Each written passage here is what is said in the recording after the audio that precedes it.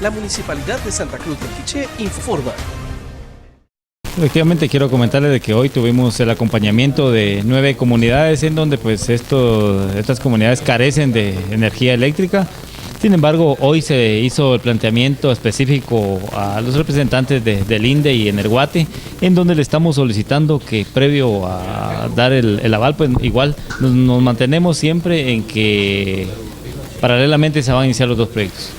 Que nosotros vamos a dar el aval, pero que se inician los proyectos de cada una de estas 9 comunidades, como también la instalación de postes para esta línea de conducción. Hoy lo que se llevó a cabo fue la apertura a una posible negociación. La postura nuestra como Santa Cruz de Quiché sigue firme. Hoy se suscribió un acta notarial en donde pues igual nosotros planteamos las peticiones respectivas, solicitamos que tuviera en su oportunidad el ministro de Energía o alguna persona que pueda tomar decisiones en cuanto a la ejecución de estos 9 proyectos que nosotros estamos solicitando de ampliación de energía eléctrica, que va a beneficiar a 9 comunidades de Santa Cruz del Quiché.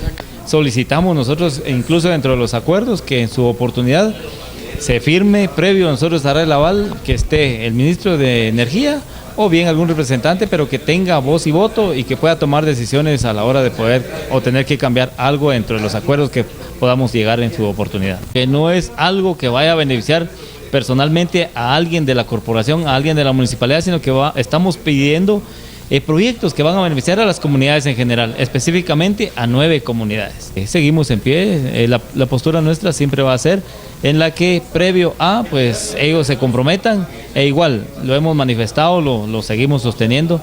La empresa pues es una empresa grande, una empresa fuerte, sin embargo nosotros vamos a dar el aval siempre y cuando ellos se comprometan a iniciar paralelamente los proyectos, tanto el de las comunidades como el que ellos llevan hacia el norte. Señor alcalde, hay un enviado de Energuate en esta ocasión que hará unos estudios.